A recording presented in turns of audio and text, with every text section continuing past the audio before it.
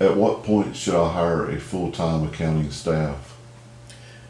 Well, you really should have a full-time accounting staff when you're at around $1.5 million to $2 million dollars in revenue.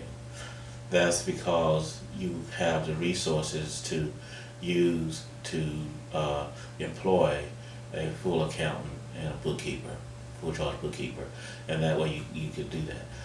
Less than that, less than $1.5 million to $2 million, I suggest that you would outsource that service to a CPA or accountant or a bookkeeping service, because they can do it for you at a much reasonable cost, and they can also provide you the service at a high quality, and you don't have to worry about paying the employment tax and those taxes that comes with hiring a staff and having a member.